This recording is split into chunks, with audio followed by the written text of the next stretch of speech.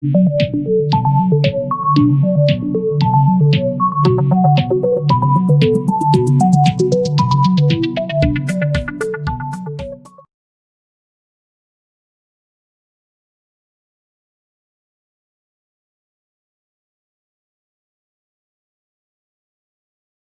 to hit record and let's start. Welcome everybody. It's as Christo said, a lot of our regular faces are here and some of the new faces. A warm welcome to you. I had this morning again that the intense yearning for being together. Today would have been one of our monthly OD cafes. My reminder went off at 6:30 this morning because usually by 6 o'clock we're at the office and there's a whole bustle to get everything ready and the smell of the food from the caterers being delivered and coffee being made, and we're all excited about people showing up and networking and meeting new people. And I miss that, but I have to say I've also become really fond of our morning check-ins. And the learning that happens and the new relationships that's formed. So welcome everybody. I'm sure you as us have been struggling with making sense of what is going on, what to expect, how to be, what our next action should be. I know for us as Willsview Academy, a lot of the work that we were about to jump into got cancelled or postponed because so much of our work is group-based. And all the training, the leadership development, and the consulting work we did was put on the back burner for a while because people were coping with other stuff, and they still are. And I think therefore today's topic is so great to have, because what we're hearing now is there's restructuring, we're too busy, people are losing their jobs, we're busy with retrenchments, there's no time for training. We can't develop the leaders if we don't know who's going to be left and what the structures are going to look like, etc., etc. So I'm really looking forward today to look at some of the impact of restructurings and retrenchments, and Christo coming in with a link to OD. So I'm going to hand over to Christo and Andre. For those of you who haven't seen some of Andre's previous work on our invitation. Andre, I see, very interesting that you've been a lawyer for a labor attorney for 30 years before changing your focus to conflict management, business management, labor and dispute resolution, and that you've worked on some really, really big takeover cases and big disputes and conflict management. So we're really excited to have you here. Welcome. And thank you. Over. Thank you. Thanks, Liesl. Yeah, thank you, Andre, for joining us. I'm a Twitter user, but one of those Twitter users who go in there once in a while, and and then sometimes more, and then sometimes in quite an addicted fashion, just scrolling through everything, which is terrible. I hope to do that, not too much. But anyways, as you are on Twitter, you see some people's names coming through a lot, and you see who has the kind of discourse that you want to engage with. And Andre was one of those. Sometimes you also see people you don't want to see all the time.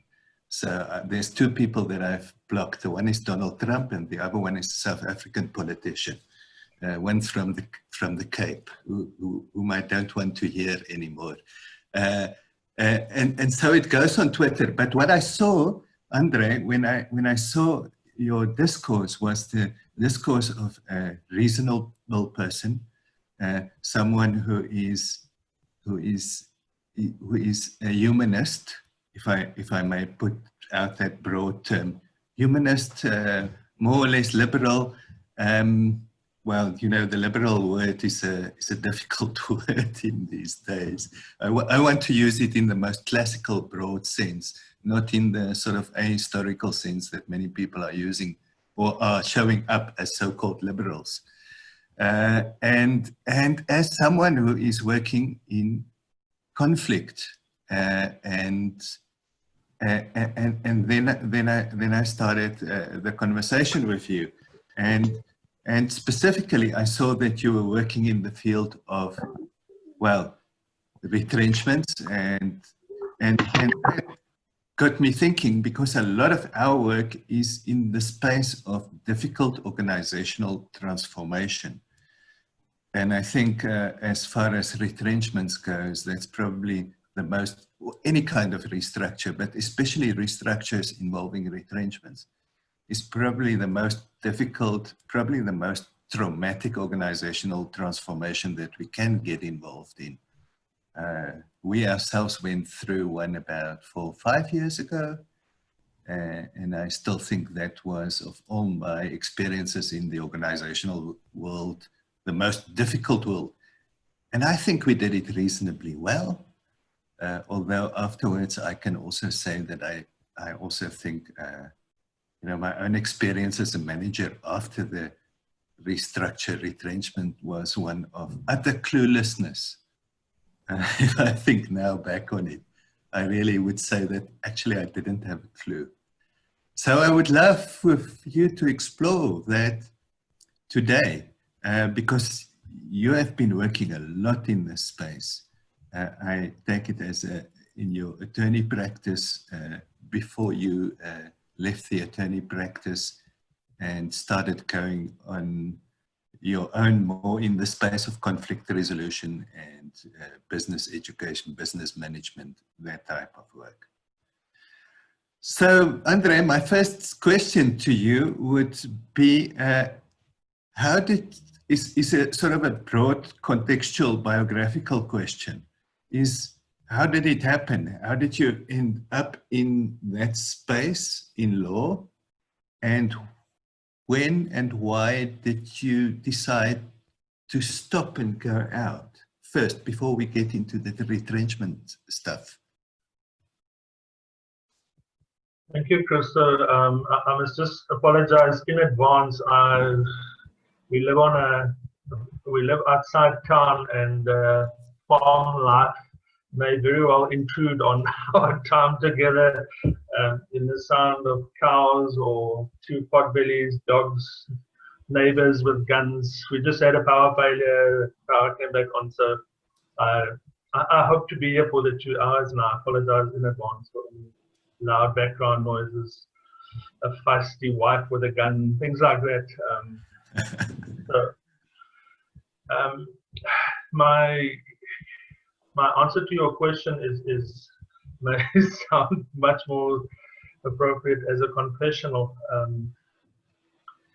I grew up in a house where my dad was a lawyer, so it was pretty much, you know, the only real job for anyone to do. All other jobs were quite less than perfect. I built by conventional standards, a very successful legal practice. And there I learned about conflict in the wrong way, in the worst possible way. I became your cliche trial lawyer, where everything that moves gets sued. I built my reputation around that. I made my money that way, and for 20 odd years I saw, and I was part of, you know, conflict, creating conflict, and let's not believe the TV program story where you're a warrior for justice. That's mostly nonsense. You're a troublemaker, you're a stirrer, you create conflict where there is none. That started wearing me down, and quite a few years ago I started reading up and seeing the actual practical benefits of conflict properly managed in a constructive way, in a humane way.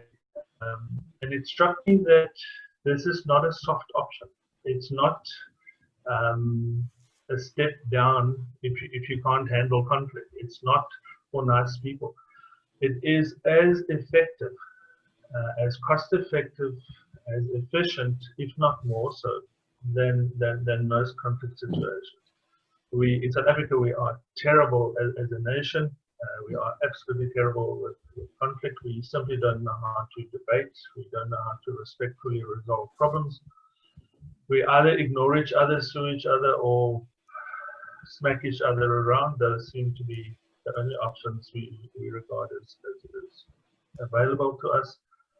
And ever since that day, my legal practice became extremely difficult. I realized morning, noon, and night that I am a part of the problem, that I see the way through this, how to do it better. I suppose as you grow older, also you become less of a bastard, if I put it that way. You see alternatives, and you start asking yourself, why do I not take that road? That led me to the crazy situation where in my early 50s, I walked away with no safety net from a very nice practice, and I rebuilt it's 3 consultancies, but it's really, in my head, it's one thing where we deal with conflict. A large part of that is education. We have seminars, we have a 6-month distance learning course on it. And most of it in South Africa, of course, ends up in the workplace. I negotiate a lot. There's a commercial aspect to that, which is fun and so on. But ultimately, and I think for today's purposes, it's my brand to bring a very different way of conflict resolution to the workplace, where I believe it's really needed. We treat our people atrociously. You only need to go to a CCMI role today or a labor court role today and see the destruction we wreak there. And that's not just an economic bad way of doing things. It's also it also destroys relationships. It makes growth as a country all but impossible. So eventually, what I like to tell people was a decision that worked out. It didn't feel like a decision. It's something I had to do. And it's been a very interesting 3 or 4 years, but here I am, and I've never been more content with the work that I do, and it's fun to wake up in the morning again I feel as if I'm building and not breaking as I was at the end of my legal career. It's a very interesting move from when we spoke the first time. I think I mentioned that we spoke to some people in the legal profession, and what came out was that what for us came out of that conversation is that the legal profession is steeped in conflict, and some of the feedback that we got was that because it's so steeped in conflict, that many people in the legal profession actually do not know how to handle conflict. And you said it's actually worse than that. The legal profession stirs up conflict and drive conflict to a certain extent, and much of that in the workplace. I take it from an organizational perspective that much of that conflict can, well, long before it becomes the kind of conflict that ends up with lawyers or in the courts, it's conflict that can be resolved in the organization itself if the people in the organization were to have a different attitude and, of course, also different skills and very different practices. Very much so, Christo, and that I hope we can pause and look at that a bit today. The alternatives available to people. Some of my ex-colleagues criticize me for saying so, but really it's not out of malice. It needs to be said. At one level, you can't fault a practicing attorney for where do I make more money out of something that I resolve right now in an hour, or something that I drag out legally for a year or two? So, you know, some things need to go to court, as we see, as we know. But there's so many, especially in South Africa, especially with our economy, with our race relations, mediation. Just it doesn't even have to be that formal, as we'll see today. You know, there's so many alternatives, and I want to stress one thing for the cynics who may. I get criticized for this a lot. I'm not saying that. I mean, it's tough out there. Businesses are struggling. Before our current dramas, businesses were struggling just to keep the doors open as a result of the worldwide economy, as a result of our economy. Now it just added misery. What we're proposing, what we're going to discuss today is not a soft option. You misunderstand me, or I've conveyed it wrongly if that is the impression. I'm not asking employers or participants in the process to be nice, to follow some sort of a Hallmark card type of idea. People work with it, and that's one of the most rewarding parts of my job, is to sit in a boardroom, to sit with a factory of people and to show them with the results that this alternative isn't just a soft option. It's the better option. It is the clever option as far as your bottom line is concerned. You show a tough businessman that this is a better option for the bottom line. And you can just see the eyes, you can just see the mood in the room change completely. So it's certainly not intended to be a plan B. It's certainly not intended to be those are the bad people who fight and we do the nice option. It's not that at all. We must remember that your employer has the right to retrench.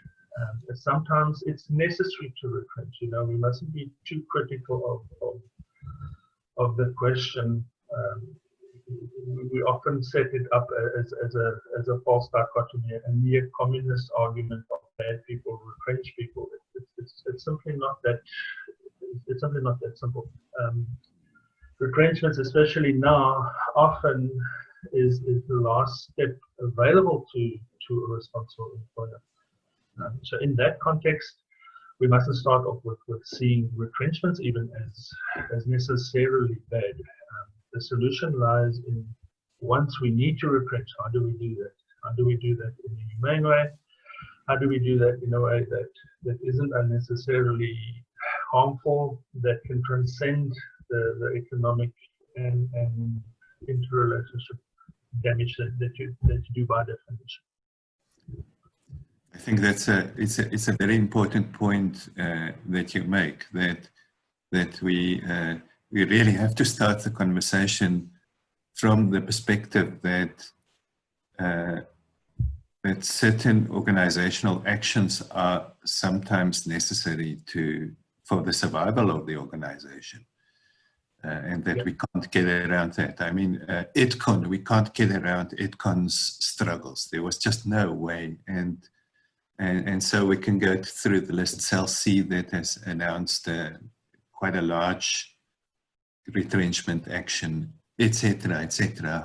A whole list lately, and as you also say, this situation is not something that was caused by the coronavirus. We have been going through these kinds of retrenchments over the past few years. I remember these big bank retrenchments around November, December sometimes. I always felt that it was particularly cruel, but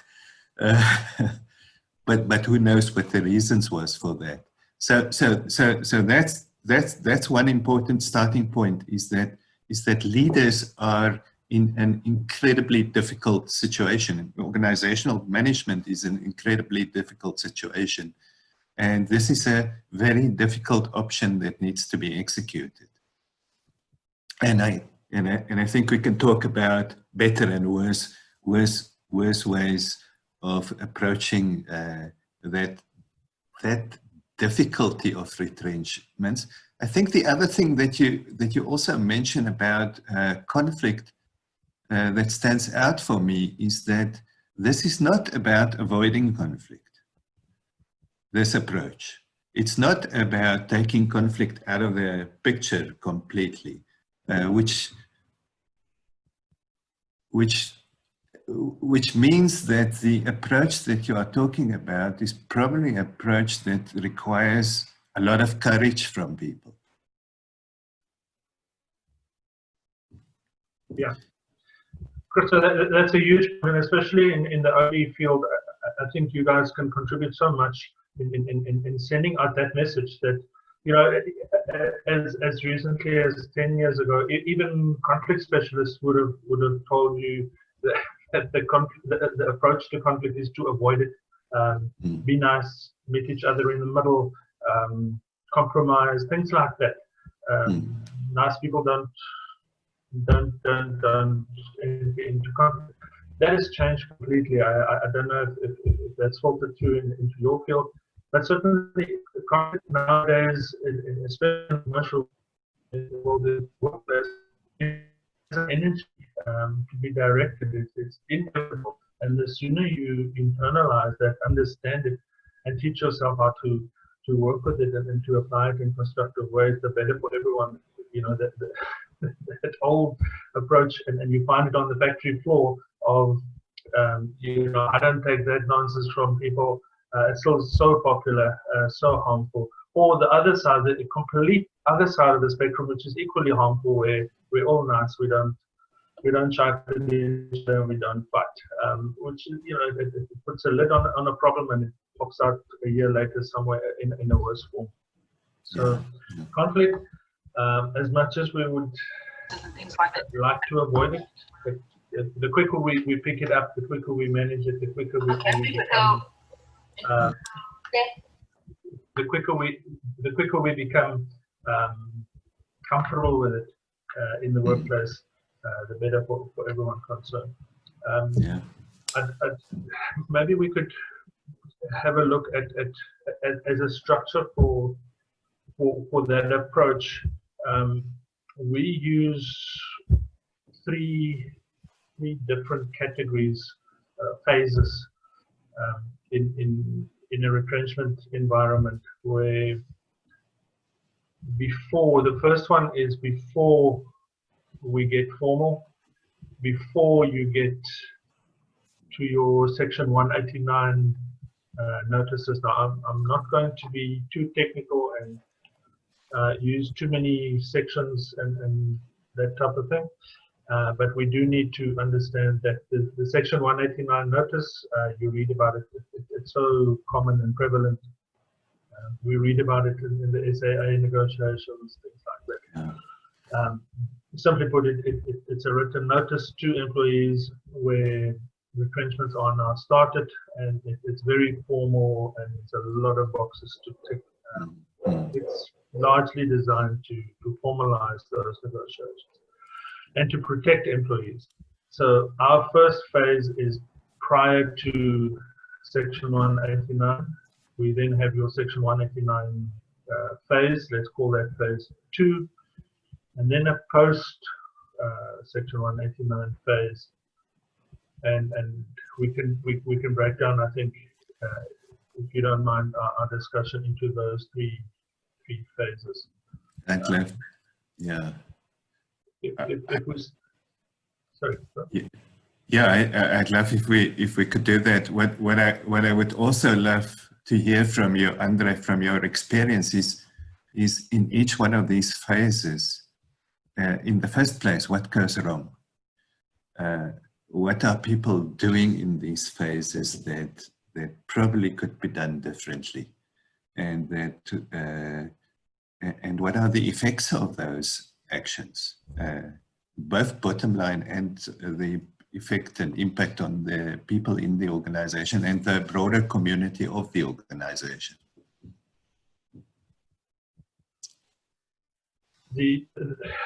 the main problem with phase one is people hardly use it at all. And in a consulting capacity, I think you should be aware, and you could contribute a lot as a consultant in highlighting the possibility. We find great surprise with people, even people who've been in the industry for a long time, to start them and point out to them that, you know, the general approach is to try and keep the doors open. You wait until it's nearly too late. Now we must run around, and we start with phase two. All is well, and on Monday morning we all get Section 181 notices. There's panic, there's uncertainty, there's distrust, hostility, and you know, it just, we've started with phase two, and we're surprised at why things go too much down from there. So that important first phase is to try and prevent phase two. I have never, in 30 years, I haven't seen better examples of phase one working than during COVID. Maybe a few examples will make it clearer, where before we start panicking, before we start getting formal, because it's human nature. Once you give me this notice, dated Section 189 Labor Relations Act, most people react badly to that. It's seen as a threat. It's seen as you know, it's a hostile act. I'm going to lose my job. So phase one includes clear leadership, clear communication, and obviously that depends on the type of environment. Are you a 5-man show? We could do this with a coffee session. Is it, you know, it depends on how big you are. But there's so much that can be done. An informal discussion, a non-threatening discussion, an open discussion where leadership walks into on a factory floor, where she tells people there's problems. You know, don't sugarcoat it. That's a mistake we make. All is not well. We're not having this discussion because you're getting bonuses at the end of the month. Be honest about that. Build up a bit of, if you haven't done so already, at your workplace, build up a bit of credibility. Play open cards. That doesn't have to include your bank balance. It doesn't have to include all of the ugly parts. But play open cards to the extent where there's a problem, and we must talk. And this is how we're going to talk. Make it very clear that it's not a hearing, it's not a retrenchment. We need to talk. Brilliant examples we've seen countrywide in phase one in the last 3 months would include things like helping people. The first thing is to communicate clearly. The second one is, before we start with that, give them options. You'll be surprised to see how employees, when they're treated properly and with respect, and when once you've established a bit of trust, how they are open to participating in this, to prevent a Section 189 from happening. Talk to them openly and in a non-threatening way about alternatives which they may not understand, which they may never have considered in a 20-year career, such as short time, such as the change of income. You've always earned a salary. What if we work from home and we pay you by the hour or project-based? Kick those alternatives around. Bring alternatives in, like what if, with your permission, we can make it through this process if we a 20% salary hiding for the foreseeable future. We see, especially with white collar workers, they understand that if you do it properly, they don't want to go through 189, they don't want to go through the drama. they're happy to accept it, that for month-by-month basis, we're going to see how this works.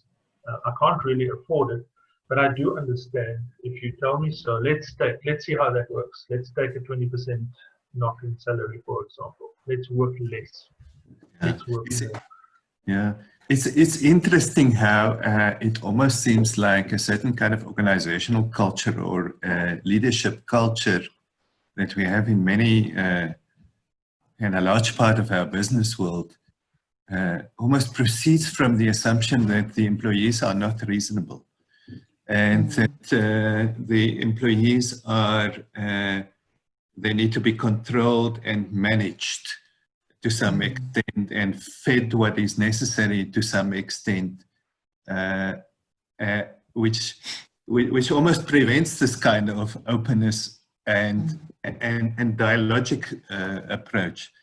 And it's interesting that you mentioned that in COVID, that the crisis almost forced leaders into this position of vulnerability, really, because it's a kind of a vulnerability. And I wonder to what extent the avoidance of phase one is actually a signal of much bigger problems in the organization. Yeah. In the organization and in the country, Christo, you know, it goes back to respect. It goes back to seeing your staff as numbers, as problematical numbers. You often get the sense in a boardroom that you people have caused this. People to pay, I can't pay. It's as if you have done this to me. You know, there's a hostility right from the beginning.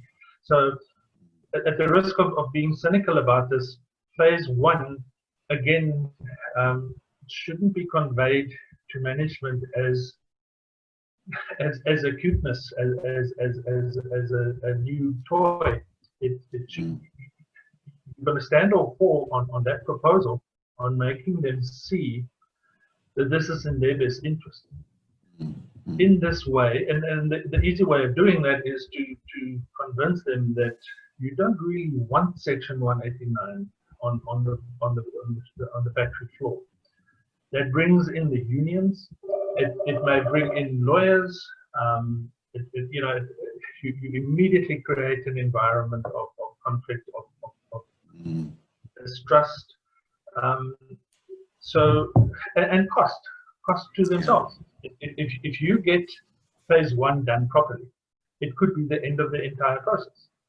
So, you know, look at it on a purely cynical commercial level. Try and convince them. I find that it's the rare leader, the rare commercial outfit that uses phase one because it's the right thing and the moral thing.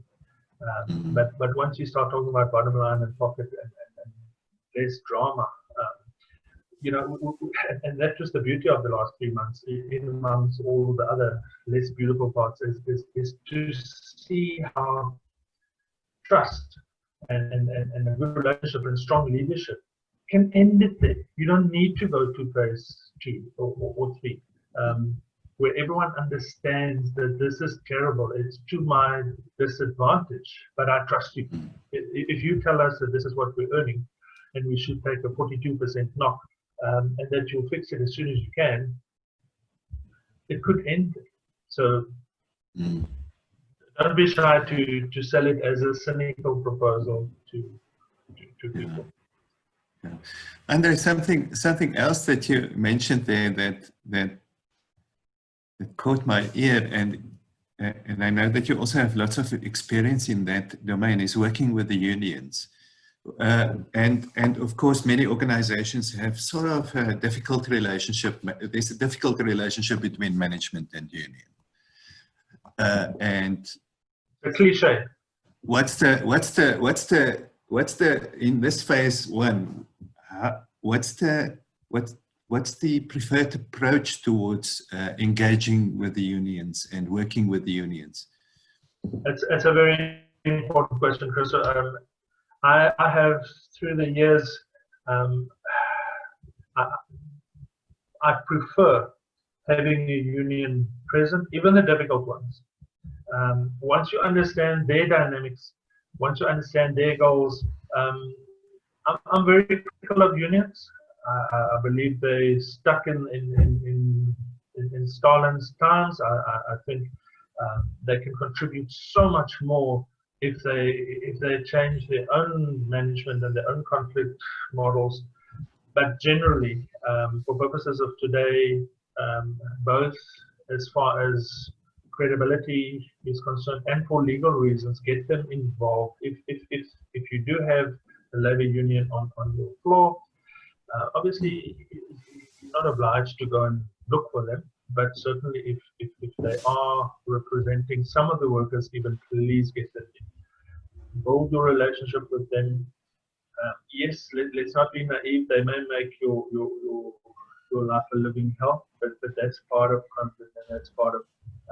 I have built relationships countrywide with unions across the board, where we don't exchange Christmas cards, but we also can pick up a phone late at night and fix something, stop a strike, explain where you do build up, and that's management and leadership's challenge. Where build up, it doesn't have to be a friendship, a relationship or trust, credibility. That if I tell you we're in trouble, that you're not going to take me to the labor court necessarily. If I make proposals, that you're going to know and accept that we are looking after the interest of the employees as well, and that it's not a winner-takes-all situation. That takes a little bit longer, and COVID has brought about situations where you don't have, where some of these management teams have absolutely awful relationships from their side with the union, and then it gets to be a playground situation, where it's hair pulling, and we've got 20 years behind us of hating each other, and intergenerational hate. So it's important, but legally also, you could get into trouble if you put together this beautiful complex arrangement with staff and you exclude the unions. They could. There's case law on that. You could get into trouble later on. So on every level, it is good to include them as early as possible. But make it clear that it's not because you have to. It's not because the law says I have to. Look at what we're doing. We're not even using Section 189. We're problem solving. We're approaching this like adults. We value your input. Please come sit down, share your input, go advise your guys, and come back. Let's build this thing together. Thanks, Andre. I just want to something that I have not said earlier to all our other guests. If you have questions, please just write in the chat group, and we'll catch them as we go along. And then at about 10:30, we'll broadly take more questions. But in the meantime, if there are specific questions coming up, for instance, about this phase and so on, please shoot. Christo, I'm also I'm happy to deal with questions. I think you have my email address. We can share that with participants later on as well. Yes, perfect. Thank you. It's all of it. We could spend 2 hours just on phase one. So yeah, it's pretty complex, and we are skimming over some pretty complex issues. It sounds to me like the big work of phase one is the big work that you actually need to always be doing in the organization to a certain extent, to build the levels of trust, to have the connection between leadership, the openness and transparency between leadership and the rest of the organization. I would not always like that split between leadership and the rest of the organization, but clearly management have a different responsibility. And that's almost ongoing work, and it's interesting that COVID showed that this kind of relationship is actually possible in the business world. It's not, I hope next time we don't need a crisis to build that kind of relationships. It's possible and it's valuable. You know, there are people now who get caught in the midst of a terrible relationship established over 20 years.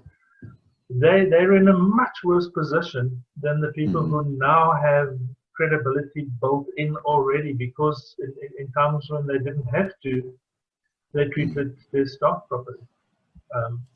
So there's a credit that you build up there. You know, you can't now forgive and forget 20 years of ill treatment and bad management practices. And again, the last time I'll say it, there's your cynical angle to it. I have people who tell me, management, you know, tough old businessmen who tell me, I don't like doing this. It's not my personality. I don't trust them, and they use terrible language in expressing themselves. But I do see what you mean. I do see how this is in my best interest, and they're rather blunt about it. That it's better for my business to treat my people this way, and that is where things get interesting. That is where it's impossible. You know, South Africans. I mean, it's you know, don't waste your time trying to convince them about the right thing or the moral thing. That's simply that won't work. Show them practically how the right thing is coincidentally also the commercially clearer thing to do. And phase one, if you've got strong leadership, if you've got a bit of credit, if you've got a constructive union, maybe people, if you sell it correctly, it could end it. We have an engineering firm in Johannesburg where, because of their relationship, the minute we spent a few hours talking about this, the staff went to the union, they came back, and their contribution without management asking for it was to work that next month without a salary. And that changed everything. It changed the cash flow. They're cooking at the moment because of that one contribution. And that's big. You can't ask for that. You get given that. And that's because of trust and because of decades of good management, good leadership. Yeah. That's fascinating. So we move on to phase two then. Let's do that. Now we're in this situation. Yeah. Phase, you either didn't apply phase one, or your credibility is not going to help you there, or you've tried. We've seen that a lot now with COVID as well, where phase one, and remember, phase one doesn't have to be, from management's perspective, it doesn't have to be a delay. It doesn't have to take weeks. It could literally be a few days. Let's see how this works. Let's talk to each other. Let's exchange some ideas, and you may then get to a situation where you see that, okay, we need to move over into a more formal. And then we get to phase two, where you need to serve your section 189 notice. It's a 2-3 page document, and what makes phase one valuable is that when you get to phase two, you open certain doors that are very hard to close. Section 189, you can go and read up on it. It's a long section, but there's not too much legalese in there. In practice, it's very complex, and you could. I did my LLB thesis on just that. It's a nightmare if you do it wrong, and your employer will get hurt. It starts a process where time limits come into play, where the employer, for example, has to share certain information. Now, again, cynically, you may not want to get to that stage. You may not want to open certain parts of your books to a hostile union. So again, even if for your own selfish sake, try not to get there. But once we are there, again, we need, for purposes of today, why not do that properly? Why not go beyond an exercise where, as is a South African habit, you reluctantly go into that process. My advisor says I must do this, so I tick these 10 boxes, and I hate every moment of it. How quickly can I go through this? It is here in phase 2 where even ticking those boxes can have a constructive asset to it. Where instead of seeing how little I can share, I constructively share with my employees. Why are we in trouble? You must see the difference if you do it properly, if you do it with respect. Our employees sit back. You never shared with them your overdraft balance. You never shared with them the fact that you're 3 months in arrears with your lease, that you can't afford the new equipment. Once they see that in an open, respectful environment, their approach changes. You are not stealing from me. It's not you capitalist people hurting us. Wow, look at the trouble we're in. What is it that we can do? So again, a more constructive, a more open. I suppose it's human nature. We don't want to share. It's bad news. We may even be embarrassed about where we are. But again, the best approach here is to play open cards. Do it with respect, and at times go outside a tick box exercise. How quickly can I get through this? Also does a tremendous lot of damage. And again, our point of that we briefly touched on in the beginning, this has implications for what remains of your business after this. Once this is done, years later, you destroy trust, you destroy respect in the space of 1 or 2 meetings. In how you speak to people. Remember, this is not a tea session. This is dealing with people under tremendous pressure. They're fearful of losing their jobs. They may not be at their best. You may not be at your best. How do you deal with this process? How do you speak to people? How do you make space for them? Is it a rush thing?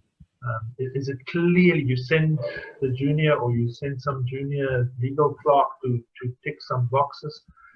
I'm worried, I'm scared, my wife my husband wants to know about my salary, and you treat me like this. Whether you survive that process or not, you have done some very serious damage to one of life's important relationships. And this is where as South Africans we are really bad with the process. Yes, we've ticked the boxes, but we've burned the place down in the process. Andre, how much in this phase, how much of this gets outsourced by management to others, what they should be doing themselves? Too much. The short answer, Christo, is far too much, which creates its own level of new own goal problems. We have countrywide. We have a few of these labor networks that really send very junior people, and they tick boxes. They run on a very small retainer, most of them, and really it's your factory at 3 o'clock. I must tick these 2 boxes and I leave, and I don't care about the relationships. It's, the senior management's not there. They meet some junior clerk that doesn't even work there, for half an hour, more often than not, in a very disrespectful way, in a very hostile way. This is it. The offer on the table is this. Take it or leave it. See you at court. It's a cliche. It happens. I would say there is no statistics, of course, for that, but I would say 80% of countrywide. This is how it's done. It's management trying to absolve themselves, get themselves removed from a horrible process, and that's a leadership failure. It is a terrible thing to walk into a room and to look your people in the eye and say, guys, it's really bad. We may lose 20 of you.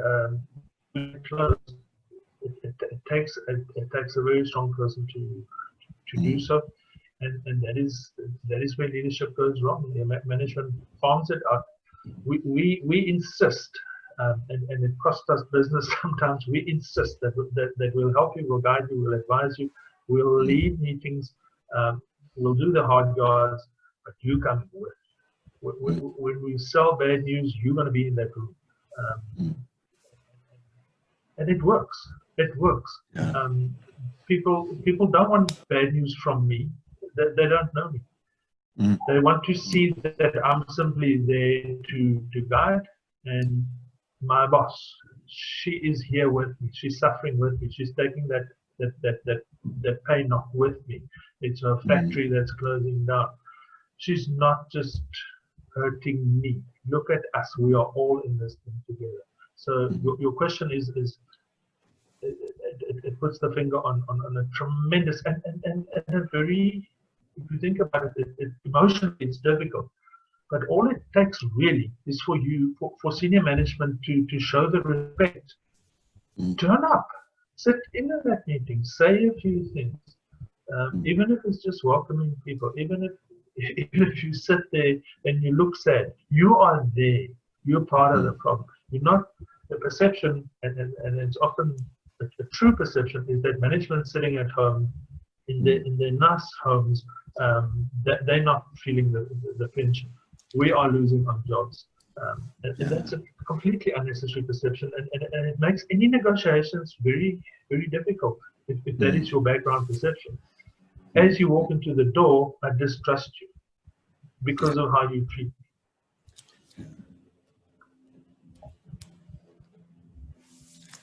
So it sounds like so much can be done even in the midst of that most difficult period where it is conflict and where there are negotiations and where everyone is trying to, well, to a certain extent, get the best for themselves, understandably as well. Even in that space, there's a different way to show up. Very much. The section 2 then, just to conclude that it's a process where you do need to tick boxes for management's own protection. You do need to tick the boxes, but you can do so constructively. You can explain to people why you're doing what you're doing. Often, again, partly because of the unpleasantness of the process, management don't end up explaining decisions well. You walk into, or there's a notice on a notice board saying that as from tomorrow we all take a 20% reduction in salary. No one explains why. It seems arbitrary, and it may not be. You may have spent hours and hours getting to the 20%. You may have sold your house to get to 20%. Tell the story. Turn the process into a human process. Become the face of the terrible process. Don't be shy to explain yourself. Again, it's a part of our national culture not to do so. I'm the boss. I've made the decision, and you will like it or leave. Explain during, if not ever. I mean, it's good management. So even in the good times, but now more than ever. During phase 2, try to explain at least a part of your decisions. You don't have to open the books and explain every little nut and bolt, but we find countrywide that if people understand the problem, if they understand your reasoning process, why do we go on short time? Because the bank said no to the loan. Why do we have to take a 20% and not a 10% reduction? Because of this, because we still have to pay the bank, because we still have to remember the big truck we bought. Explain it to them. It is a rare situation, even a rare union, even the hostile ones. Once they see how you get where you're taking this, they're far more inclined to cooperate with you. And then that brings us full circle back to management's best interest. The last thing you need is a hostile, a CCNA application, a labor court application, an interdict, a strike at your front gate, at a time where you are hanging on by your fingernails hour to hour, and then a strike happens or a labor court interdict happens. And it's preventable. You could have prevented that by doing a few small and cheap things. It seems that there's almost a principle here. It's something that I discovered with my children when they were preteens, is assume that the person on the other side is also reasonable, and the person as a reasonable, and most of the time they are, and they're actually quite capable of thinking clearly and reasonably and coming to a reasonable conclusion. Yeah. You're not fools. The people who are really senior management who are really good at this, they keep on showing people, unions especially, they keep on sketching the pros and the cons of two scenarios. For example, yes, I'm asking you to take a 20% salary reduction. Yes, I know that you can't afford it. I know that you were in trouble at 100%. I'm now asking you to live for a pretty much indefinite period of time on 80%, on 60%. I know that's a bad thing. Don't sugarcoat that. Explain it. I understand that you're in trouble. So am I. Let's look at the alternative. If we start fighting with each other, yes, you can go to the CCNA, yes, you can go to the labor court. That is going to mean that I'm going to have to shut the factory tomorrow morning. Then you don't get 60%. I can't, because I can't afford that. Whether you win or whether you lose, we're going to be in each other's faces for 2 months, for 3 months. In that time, I can't pay you because I can't produce. So which one do you think is best for you? The 60% or the one where we go and we throw rocks at each other? Be very clear in a non-threatening way. Even that example that I use now, you can convey it in a hostile, take it or leave it way, or you can explain it in a way that this isn't a threat.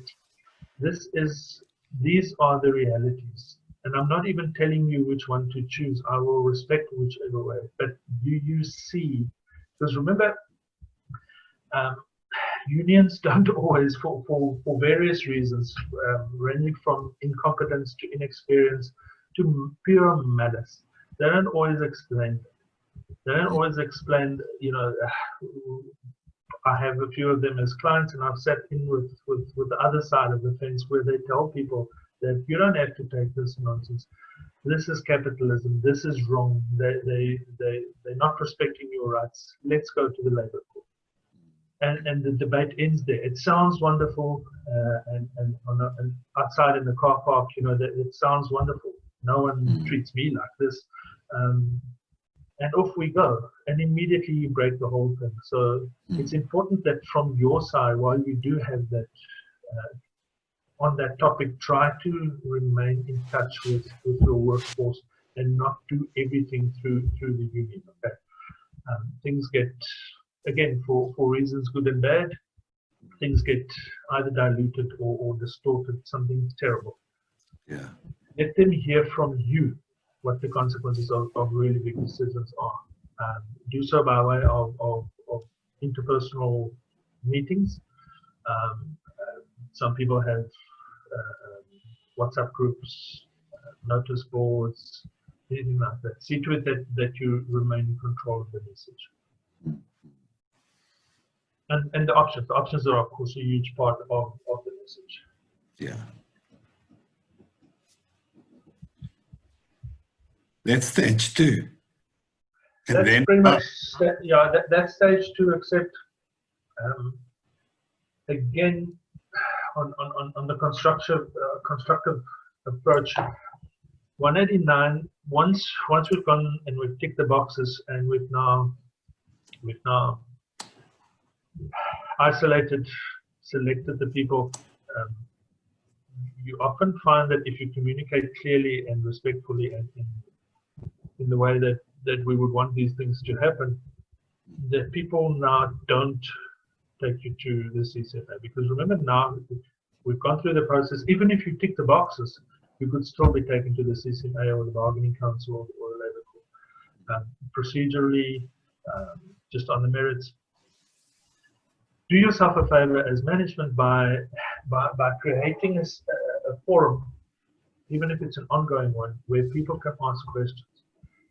Don't just say that it's 1 week per completed year, there's your pay slip, nice knowing you.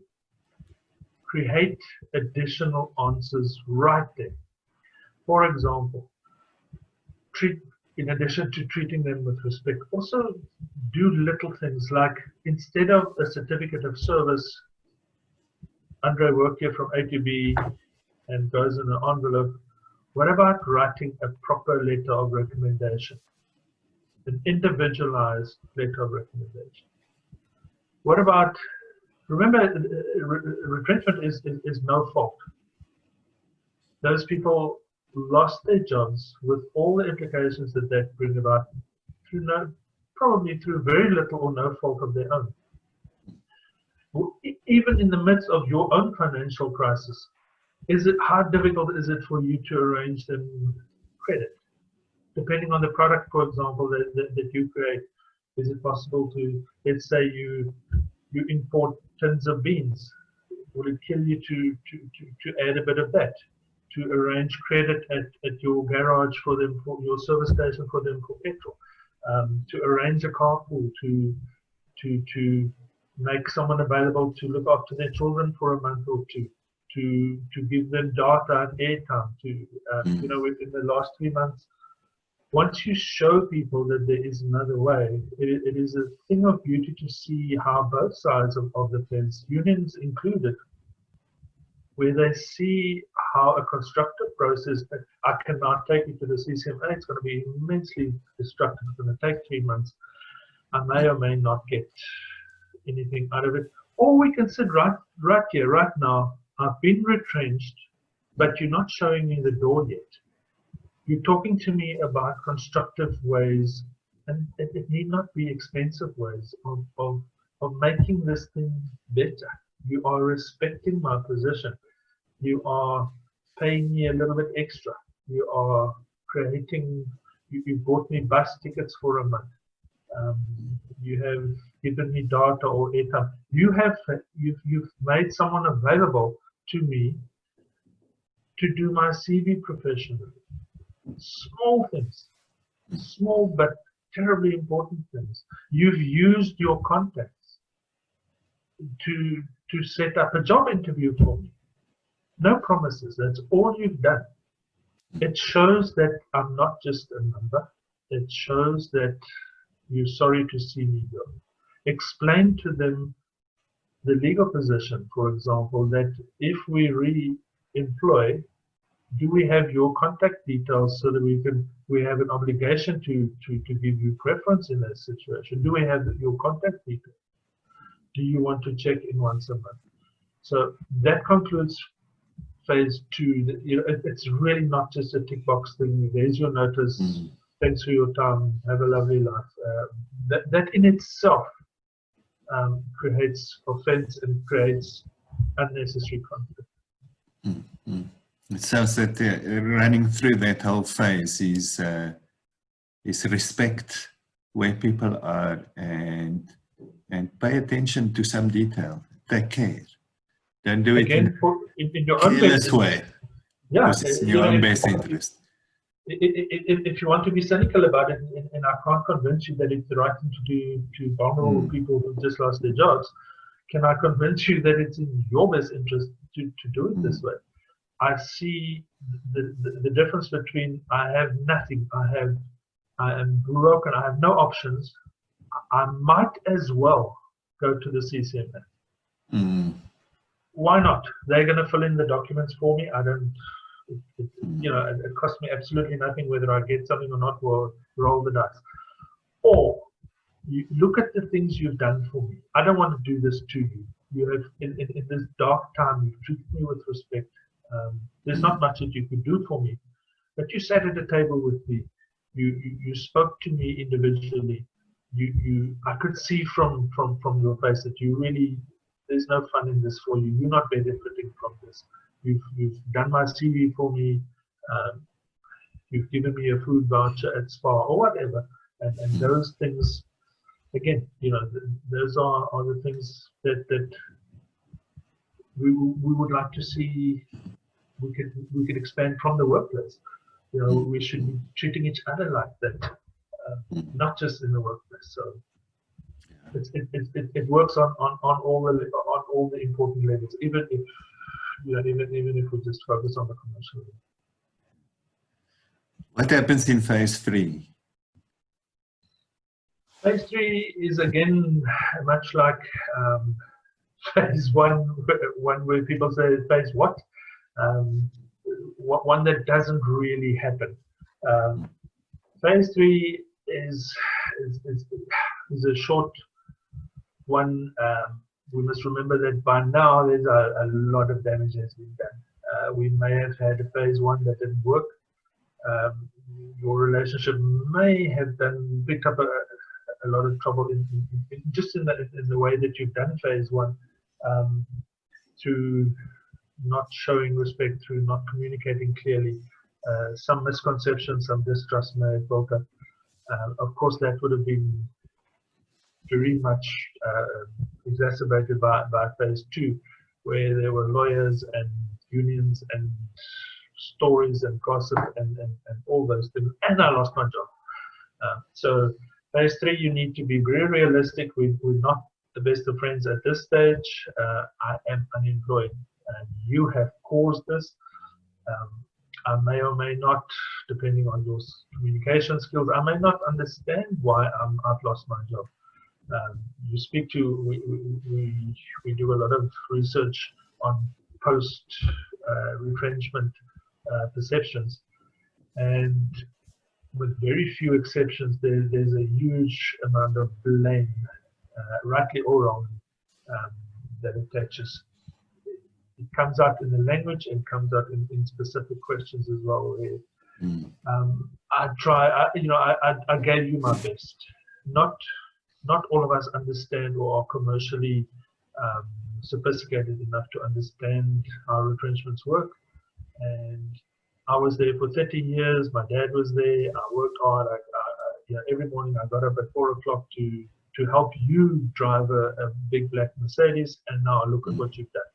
So that perception in phase 3, you must be realistic about. Phase 3 includes practical post-retrenchment help and assistance. It could be as simple as simple feedback. You find that in the construction and engineering industries, where one project, one tender that comes in could very well make the difference. So instead of sending you out into the big dark world at age 50 with limited skills and good luck and goodbye and it's over, what about once a month sending you a little WhatsApp saying, guess what, the ABC tender didn't come in, we're now busy with the DEF tender, you're on my list. Don't lie to people, play open cards, but it creates a bit of hope. We've seen it now at an engineering company. They retrenched a few people in April. They stayed in touch and they've reappointed some 90% of them starting July 1. that's your phase 3, where little things again, if it's possible, if there is a real, don't create false hope, but if there's hope where you can get people back in, even at a different level, at a different salary, share that with them. Share that with them and be somewhere, help them in phase 3 with contacts, with maybe you hear in your industry of other people who maybe they've got a specific skill. We find now largely COVID related where employers are starting to advise people that, okay, you've lost your job.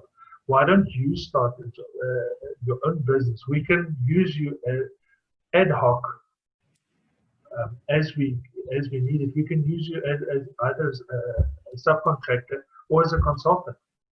And you are very good with leather, with creating this type of machinery. Why don't you? We can't afford you, but if you start your own little business, we'll give all our work, as little as it is, as limited as it is. We will contract this. That type of relationship, where again we find that we've ticked the 189 boxes, we've dodged the bullet, and it's over. You used to work here, and it's over. It need not be that way. Again, it can be in the employer's, in management's best interest. Here your best interest isn't necessarily one where you try and dodge legal bullets, because if you've done 189 correctly, it could be the end of the story, and management could be tempted to argue that, okay, that's over. I don't really wish to get involved in it. So of the 3 phases, phase 3 is certainly the more optional one, where we're really starting to look at people doing things because it's the right thing. It's certainly not, you have no legal obligation to do that. It may not even be necessary from a commercial perspective, but certainly expanding, getting service providers that their skills, their pros and cons, helping your community. You just build up credibility. You're just seen as a problem solver, as someone who cares about not just your employees, but like ex-employees. Phase 3 can, and we see especially in Gauteng, where people get into the spirit of things, where they build houses. I have to let you go, but we can contribute on top of your retrenchment package. We can contribute credit. I don't even have the money now. One wonderful example, the one employer committed in their personal capacity, the directors, to credit at Builders Warehouse for people to go and build, to get equipment and so on, so that they can start their own little business, so they can build a house or build on that type of creative feedback. It shows your humanity. It lifts this thing from just a train smash into a commercial thing. It elevates it into a shared humanity where this terrible thing happened, but look, we can still look after each other. We can still greet each other in the street after this thing. We can deepen a damaged relationship.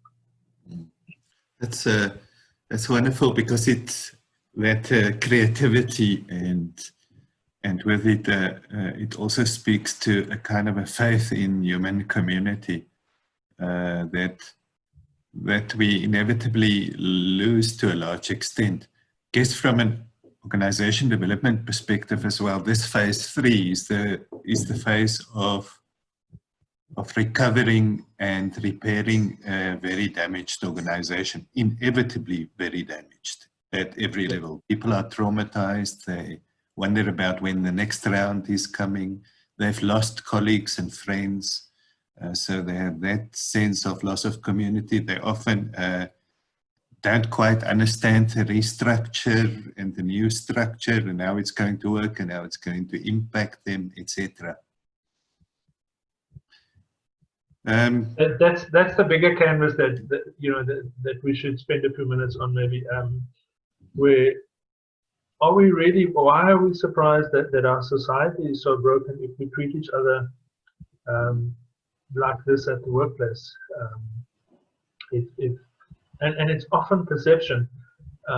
It's one of the hardest part of the retrenchment work is to get management to see that, you know, management is often, any of these phases happen late in the day, and they've tried everything else, and now they are not at their best.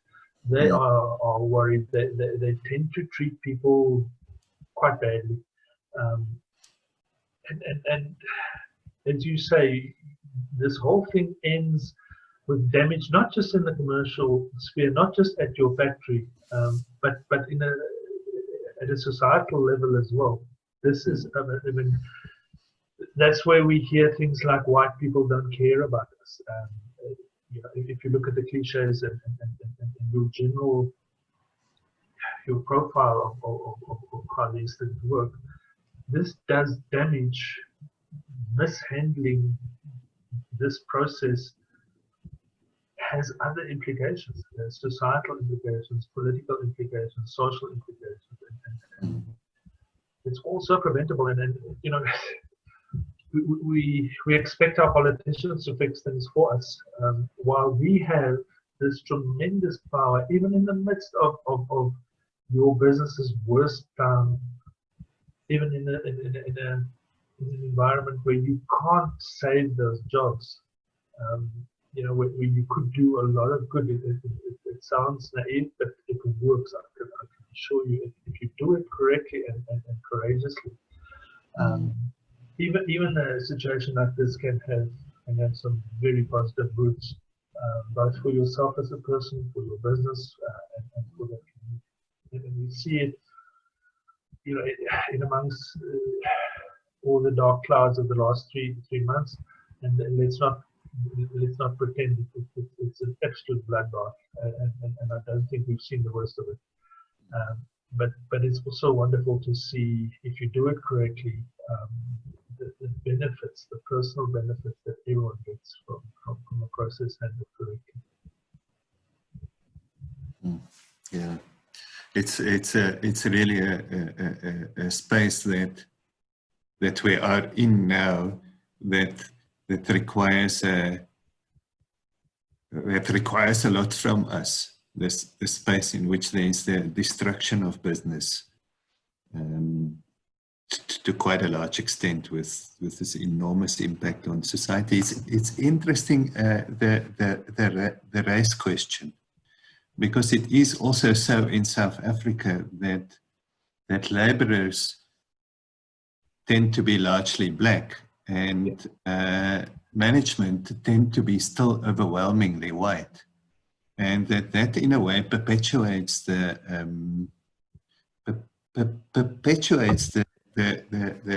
structural inequality, and not only that, but the sense of resentment and anger and etc. that goes with that. So that very much, you know, we try and pretend that is not so. We whine about BEE, and you know, but it's not. It's on the ground. That is still the perception. It's the reality. It's the statistical reality, especially in certain areas. Your senior management is largely white. The people who bear the brunt of this is largely black. The perception is still that the white guy loses his job and he goes home and he finds something else to do. The black guy is 30 or 40 years old. He's got very little skills, and that's it. Where's he going to find a job in a job market where anything from 30 to 50% of people are unemployed and growing? So we need to, you know, if this is really not just, it's tempting to run away from this responsibility, but it's not just about your factory. It's not just about your job. It's not just about losing 10 people in the retrenchment. This has ongoing ramifications for if we're interested in building a just society and a society where we're better with conflict, we need to start looking at these realities and see them in a wider context as just my factory's in trouble. Stop being defensive about that. And contribute. And once people see, once management see, I think that's where we believe that we have an educational responsibility as well. As it's not just always that management is reluctant or unwilling to do this. It's often that you know it's not perceived as possible. People don't think about that. You know, they deal with the wolf at the door. They deal with the commercial realities. It's terribly sad that we had to lose those 10 people, and it's terribly sad that we went to the Labour Court. But you know, the other possibilities, those rich possibilities that are there, even in the midst of all this darkness, we don't seem to get to. Europe has done some very good work in your field, as well as conflict in general. Where these things are really, I would regard them, Europe in general, some of the countries there as absolute leaders in this. Where again you show it's not just theory, it's not just a nice to have or nice philosophy, but where it really works. Us here, South Africa, and of course America. I mean, America's so far behind in the employment and the conflict approaches to these types of things. In America, most of the states, you don't even need to tick boxes. If management decides that you're gone, that's where it's. We really have.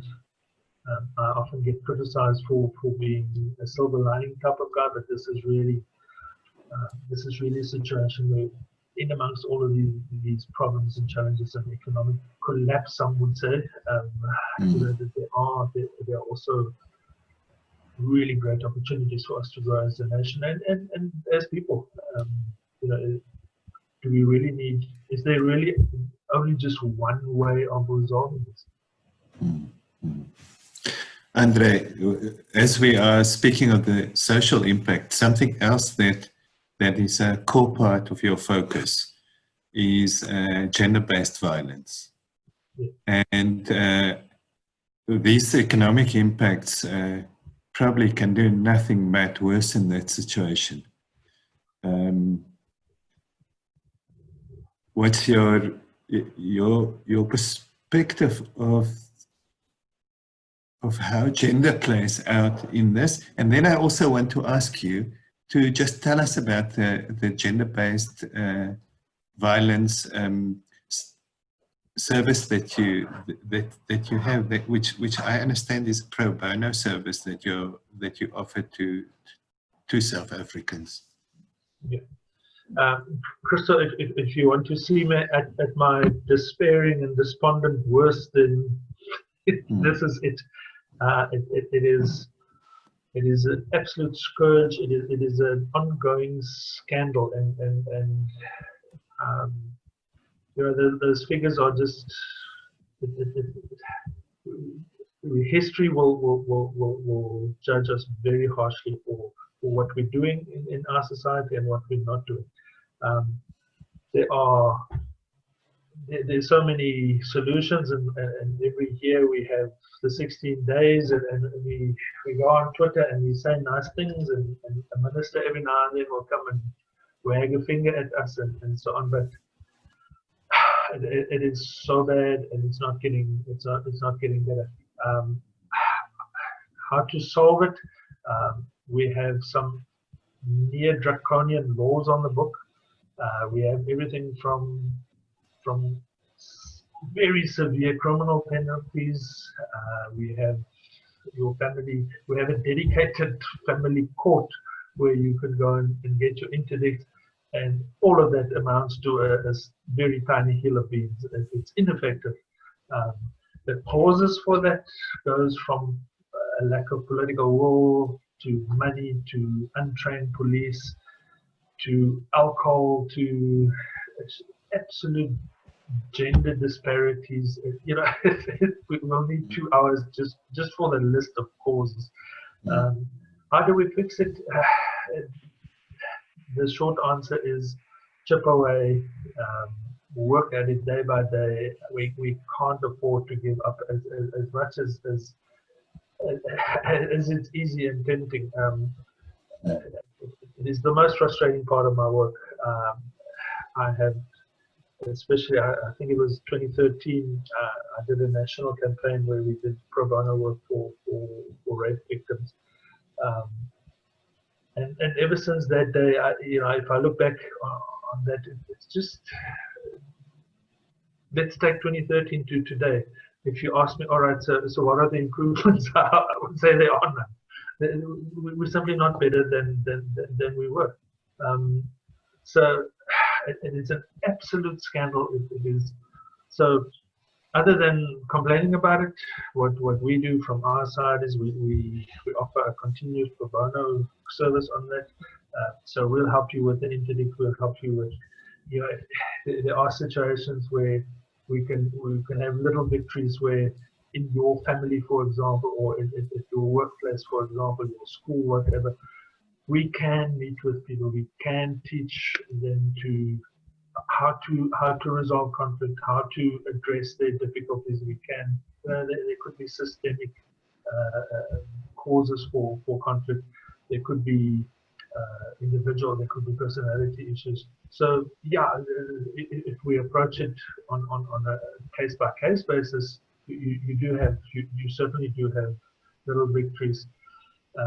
But that absolute deluge of new cases are, you know, it's just there's absolutely no improvement countrywide on that. Nationally, and don't let our minister tell you that alcohol is the problem.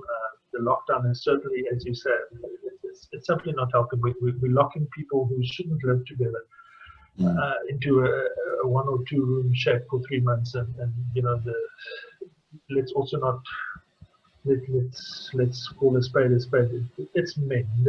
Men is we're the ones doing this, and now we're unemployed. We don't have free access to our cigarettes and our alcohol, and we live in a society where no one really knows how to deal with conflict.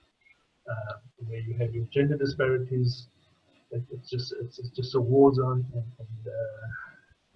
I'm not here to tell you that it's okay or getting better. All we can do is to day by day do, each of us do your little bit and work at it, and hopefully at some stage it will get better. What we do is a pro bono. We've got a network countrywide. Obviously, you know, there are limitations, but we try and get involved depending on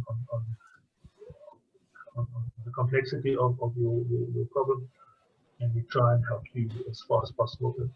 It's sometimes as easy as giving you an address, talking you through a process, or actually physically getting involved, trying to resolve and remove, transcend your conflict. And if for that people can, I mean, we'll also post that on Twitter, that link, and on LinkedIn and on Facebook. So if people, anyone on the call, will just circulate that message. I mean, that support. That's run. That's run through the conflict resolution center. That's part of the group that specifically deals with that. Yeah. And that's triage, and it's support, and it's helping, and we know that the real work is the real work will be to get men to stop doing this. So it's an absolute. It's a tired cliche, but we need a moral regeneration. We need. It's not going to be sorted out. It's not going to change with more courts and more police, or banning alcohol. You know, those are. It's naive. Just stop. We need absolute internal change. Men need to self-correct. We need an absolute societal change in this. And of course, how do we do that? Yeah, how do we do that? It also seems to be men's work to do that. Last week, men have got all the work to do. Women are the victims, and men are. We now and then I see little seeds and sprouts. I see discussions like this. There's more of it. There are more men who understand the problem. I'd like to think that there are more men who speak out. But wow, the problem is certainly no better now than last year or 10 years ago. It's, I would say, without statistics, I would say it's getting worse. Yeah. Andre, I want to open the conversation for anyone who wants to ask questions. Roy and Liesel, will you check out for hands? Anyone who wants to ask Andre anything about any of this work, work of retrenchments, restructurings, violence, where that we deal with violence in the society. Sharon unfortunately has left, Roy, but we last week had a conversation, Sharon and Lucille Greef, and they were talking about diversity and resilience, which was a very interesting talk. I invite anyone who did not hear that to go listen to that. It's on our YouTube feed.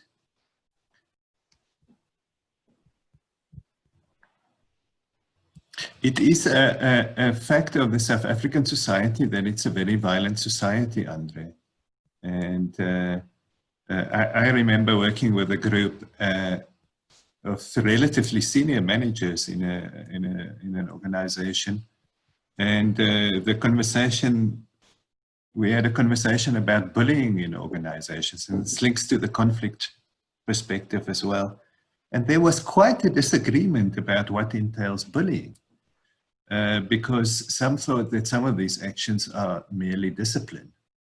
They are not bullying in the specific context, and that, by the way, it's much better now than it was 20 years ago when we would have just beaten up someone. So there seems to be a massive conversation that we need to have about what, just an awareness that actually these things are violent. They are not just acceptable or discipline or the thing a man does or etc. And much of this plays out in the workplace. That shows us the absolute size of the problem. We don't agree on the question yet, Christo. And we waste a lot of time dealing with answers before we've got the questions correctly.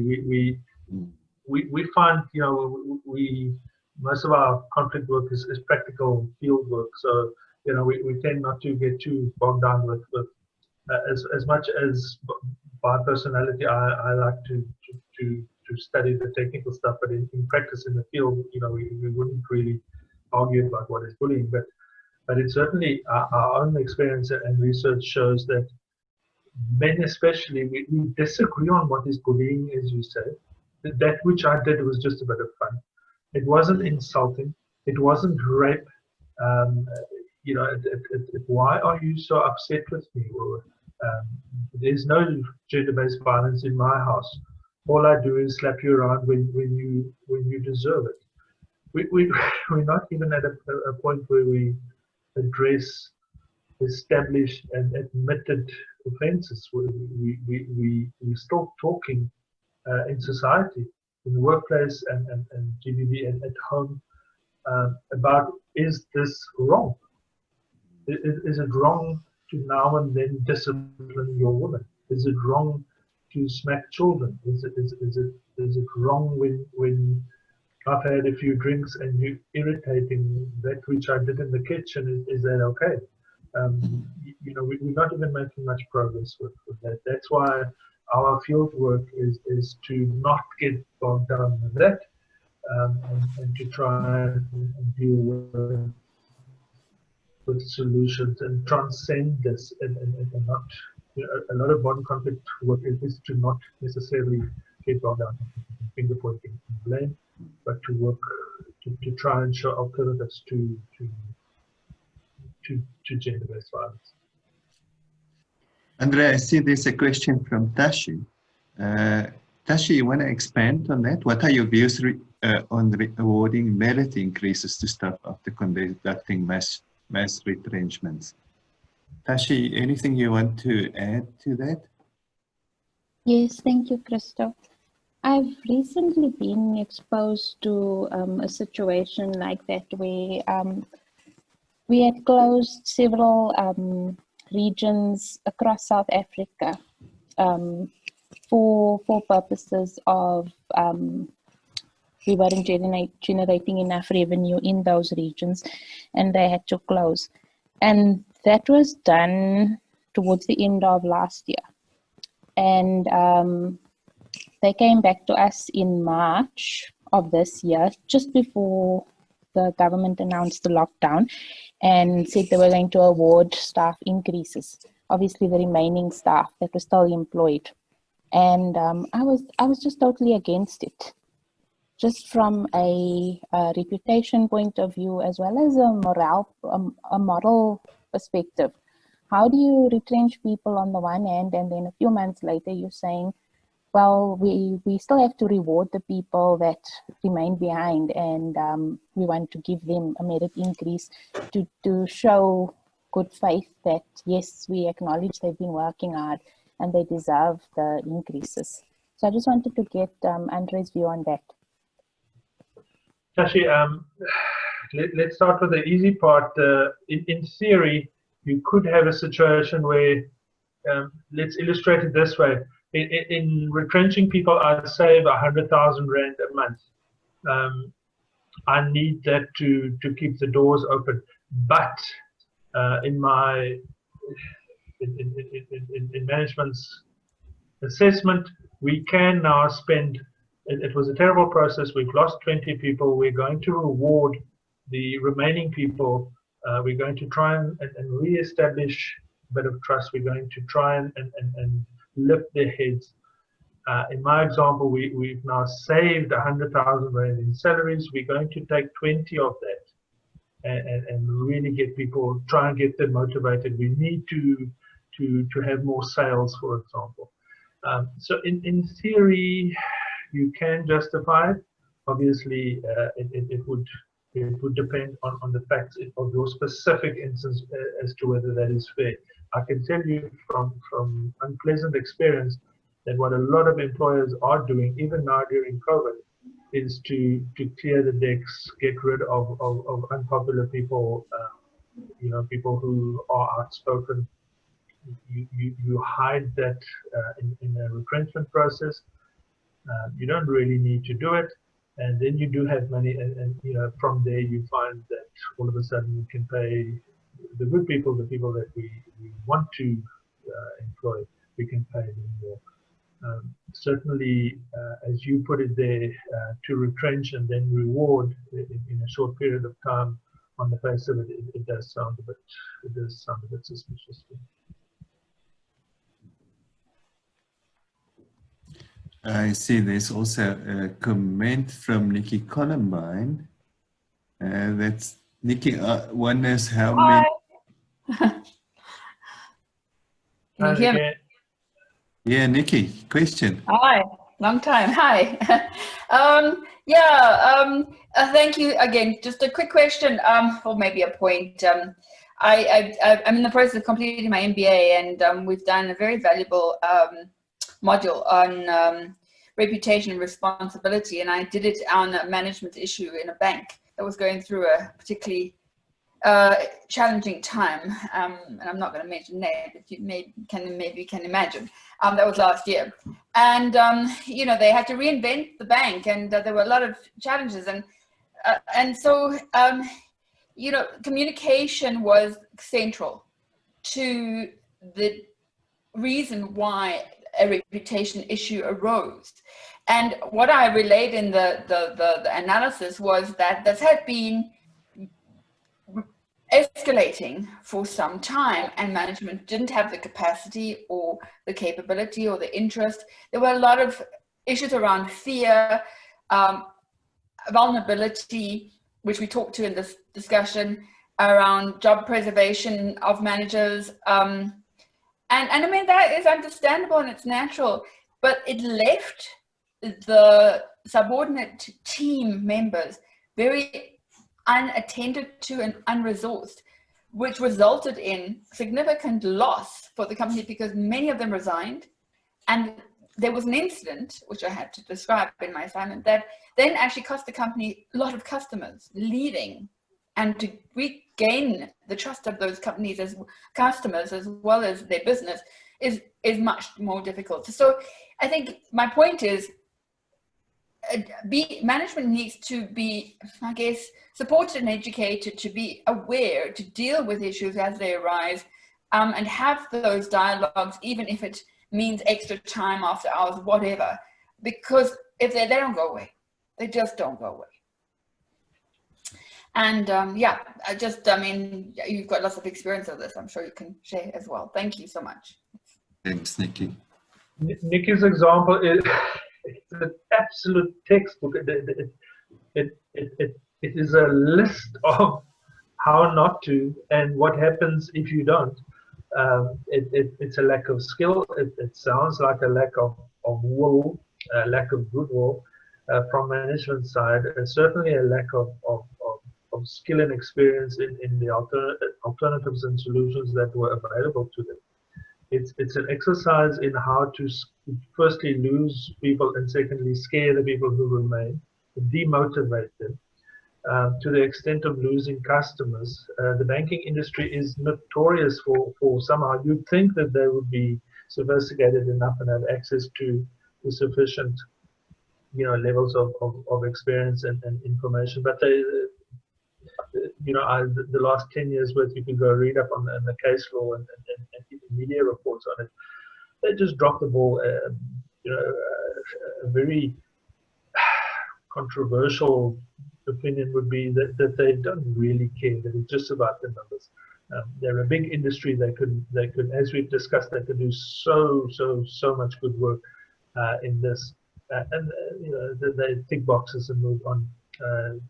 I have some friends and some clients in the banking union world, and it's atrocious. They should be ashamed of themselves how they do their retrenchments.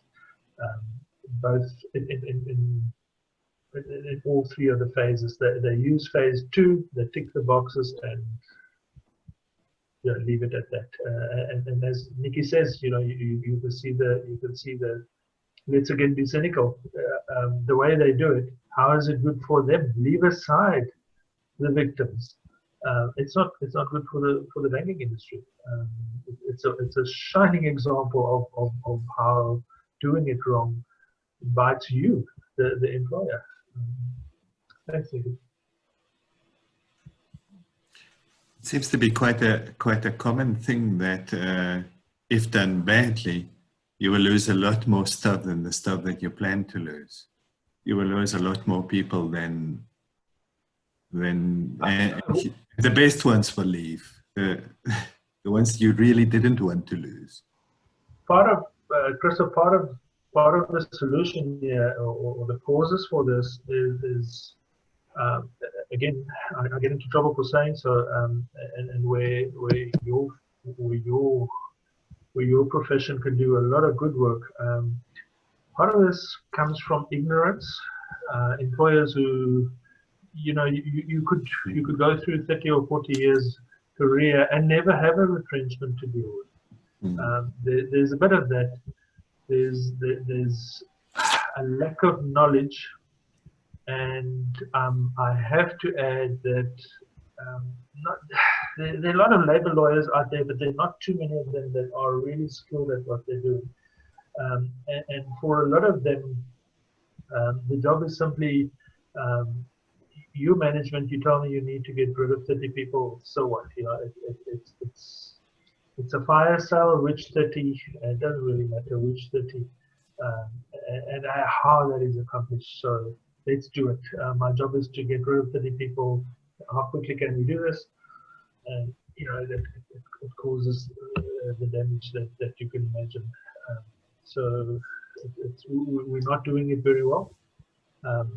We love to use those that give us permission. We love to use clients as examples further down the line to tell them, you know, comparative industries, to tell people, you know, there's a different way. Last year, look at your competitor, look at how they do it, and look at the benefits they derive from it. So it's going to take time, but that, other than gender-based violence, on this one, I'm a lot more confident that you know, that there's growth and that there's progress. I think there's time for another question. If anyone wants to. Yes, Roy. I have a question if anyone else doesn't. I don't see any hands. Andre, I was wondering about businesses, in your experience, businesses either do or don't do the 3 phases well. And I'm looking for a shining success story of a business that did it very well, and perhaps a story on how they turned it around and started to thrive as a success story.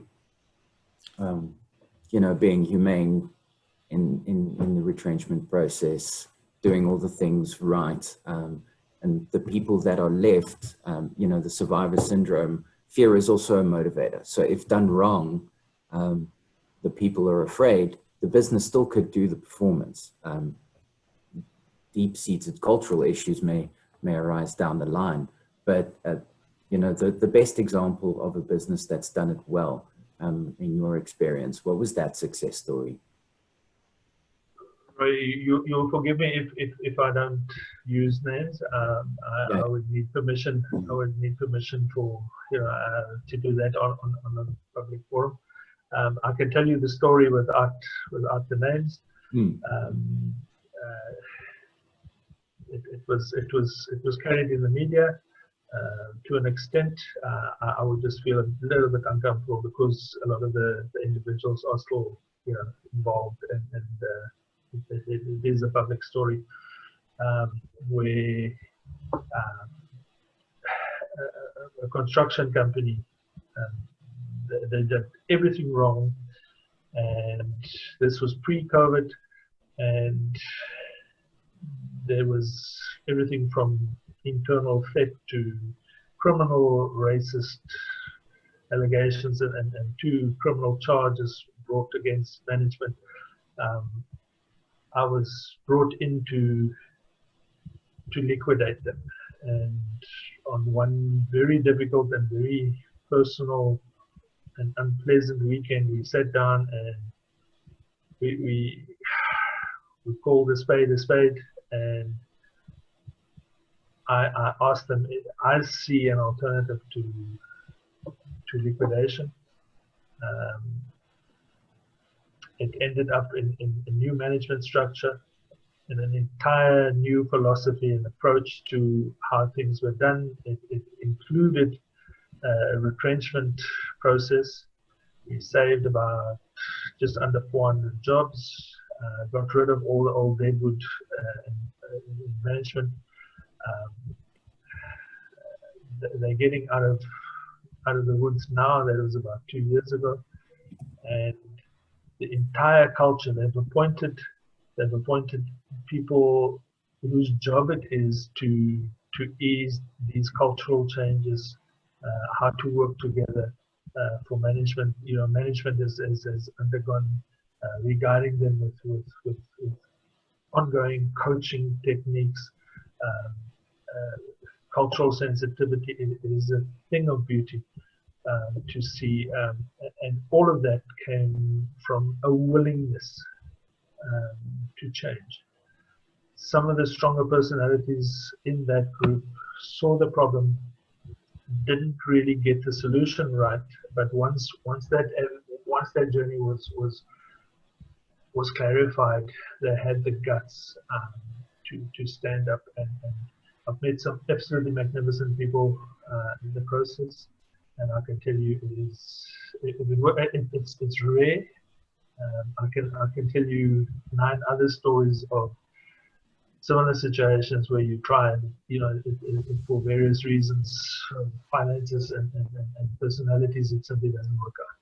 But it is, I would have done that for free. It is just so rewarding to see, and it's also depressing in a sense where, if this is the way that it can work, why don't we do it? Why don't we do it? Why don't we see it more often? Why are those the shining examples, the rare cases? Why? And I think, you know, even in your industry, that we all, I remind myself of this regularly, to lift my, you know, to lift my aims with this. It's don't see it as another retrenchment. Maybe before we get there, maybe before we get to phase 1, are there other alternatives here? Is there a better way of doing this? COVID has closed a lot of doors for us, of course. I don't think the example I mentioned now, I'm not so sure that it would be possible if it happened 3 months ago. But certainly, once you get people to see the possibilities, and I think that used to be my failing. I think that's a national failing we have as management, where it's not so much that we prefer the bad options, is that we don't see the alternatives, and that is, you know, anyone with a consulting responsibility, I think that is certainly it's our job, and it's our failing. I think if we don't open those doors, if we don't turn it into realities, not most of the people I work with, it wouldn't be in my best interest to sell them pie in the sky things, and you know, given my background, those things don't work. These are real options. These are real options, and they're there. We need to see it, and then we need to implement it. Andre, Una, who is also in the legal profession, and condolences. and working, is unfortunately she dropped off, but she's moving into our field, organization development. She left the legal profession. Well done. Yeah.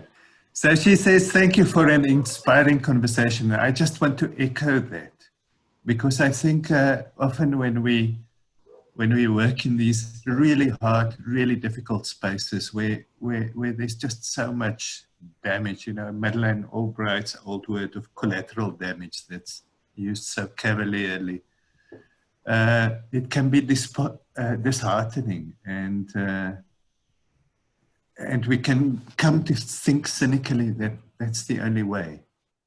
And what you shared today with us is a reminder to enter into those spaces and to bring a different way, and to keep bringing a different way, and to keep opening up the possibility that people will see that there are more ways than just the one way. So from all of us, I think it's for you guys, for professionals, Christo. I remind the guys that we coach that it's a habit of mind where, you know, as you say, we deal with so much grimness. I regularly catch myself where I have to recalibrate and step back from my own misery, you know, after a hard week or two, where you really have to refresh and take a deep breath. And if you're dealing with this regularly as you do, please keep an eye on your own head. It drops without you knowing it, and it affects the advice that you give. It affects the solutions that you see. So if you need to, if you're faced with a serious situation and you can't see the alternatives, give us a shot. Sometimes sometimes it's just that, that outsider perspective that makes you see an alternative. And once you see an alternative, once you see a solution, it just opens doors. It just brings a different light into a boardroom, and you can do a lot with just with some big ideas. Start with you and your ability and your willingness to lift your head. Excellent. Thank you. Thank you for joining us today. And my pleasure. Good luck in this time, and a little continua with Absolutely. work, all the work. We must keep struggling. Yes, we will. We can't let go of it now. No, we won't. A lot of work to do. A lot of work. Yes. Thank you so much, Andre. Thank you. Bye-bye.